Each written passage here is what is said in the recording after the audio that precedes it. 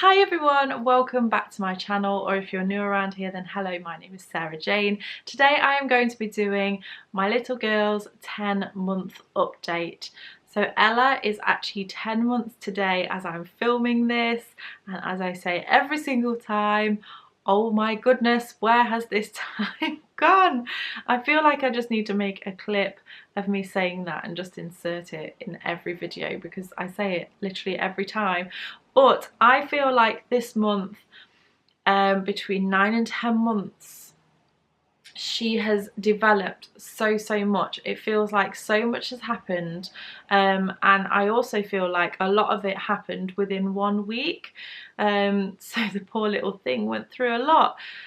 So the first thing that happened between 9 and 10 months is she actually started crawling. I've been telling you for a couple of months now that she has been moving around, but just in her own way. So she started to roll at first, and then she was kind of commando crawling, and now she is actually crawling, and she's getting really fast with it as well. So yeah, she is doing that. She had started at around 9 months, starting to pull herself up on things, but now she's really doing it, and she's really quite stable when she's doing it, and like pulling herself up on the sofa, pulling herself up on furniture. Her favourite thing to do is just pull herself up on me though. She climbs me like I'm a climbing frame. I don't know why. She just loves to pull herself up on me and like just cling on to me. But yes, crawling and standing up a lot more. And also what she did was when she wasn't in her walker, she was just stood behind it, she held on to it and was walking alongside it, which she only did once, but yeah, she's definitely moving a lot more now, which makes it quite difficult. The other thing that she's doing in terms of movement is when she wakes up, when she's been in a cot, she will kind of sit up straight away, and that's a fairly new thing within the last week or so. So in the morning I'll hear her starting to wake up, and then when I look at the monitor she'll be sat up in a cot. Also for about a week, a couple of weeks ago, she's always been quite good at going down to sleep, so I'd put her down and she'd fall straight to sleep. But for about a week or so she would actually go down and sit back up again. She'd be like hanging onto the side of a cot and pulling herself up and standing up. But what she'll tend to do is she'll kind of play around a little bit, and then she was falling to sleep. But she doesn't seem to be doing that as much in the last week or so. So fingers crossed she's started to go back to her own way of sleeping. So another thing that has happened is she got her first tooth. Boy, teething is hard. I'm sure it's harder for her than it is for us though, but I just feel so sorry for her because she's obviously in pain and you can't really do much about it. So in the same week that she started crawling, the same week that she started pulling herself up, she also got her first tooth. In terms of how it affected her, you could just tell that it was kind of sore. When that tooth came through, she wasn't drooling as much, but she was definitely biting on things, and you could just feel it starting to come through, and it really affected her her tummy. So she was having quite a lot of like wet runny poos, which is not nice for her because it was making her bum a bit sore as well. Apparently when they are teething it can upset their stomach because everything accelerates, and also the poos can be a little bit more acidic, so it can cause nappy rash and things like that. I mean, I'm not an expert, this is just what I've been told. So yeah, that was affecting her little bum, bless her. Last night actually and this morning her bum was really quite sore because I feel like she might be getting another tooth. She is really drooling a lot this time. So at the beginning of the 9 months she got her tooth, it eased off a little bit, and now I feel like she's getting another one, or it could just be the same one pushing through, I'm not sure. But yeah, she's got a really sore bum, bless her. I'm using Sudocrem and Bepanthen and last night we just sat her on a picnic blanket that we had, which is like waterproof. Good job, because she did wee, with no nappy on, just to try and let her bum air a little bit. But you can really tell that it's getting to her because she is quite sad, and when you're changing her bum it's quite sore and you just feel really bad. I mean, I feel really bad because I feel like it's my fault, but at the same time I know it's because of these like nappies that she's been having, but you just can't help but blame yourself, can you? In terms of what we've been giving her for the pain, we have been using Dentinox teething gel, which seems to be quite good. As soon as we put that on, she seems to settle down a bit.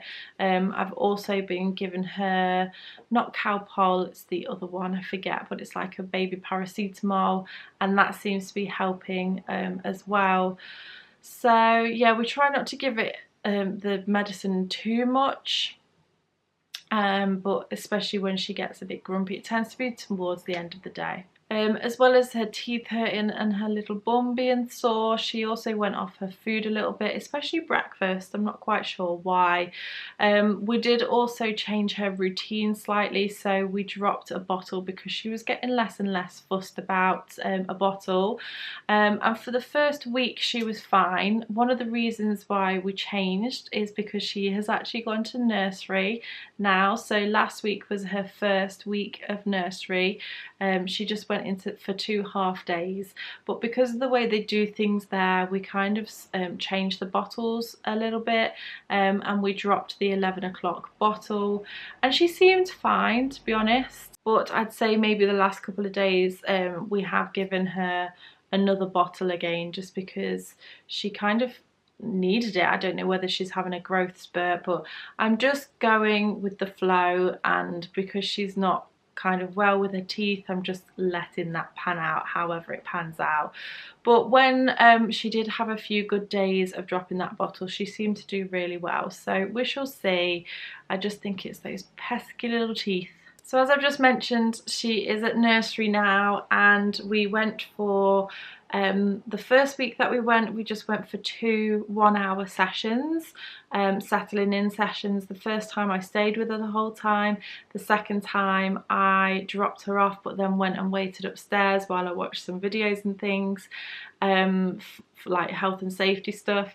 And then last week she went for a morning session, and then she also went for an afternoon session, and when we dropped her off she was absolutely fine.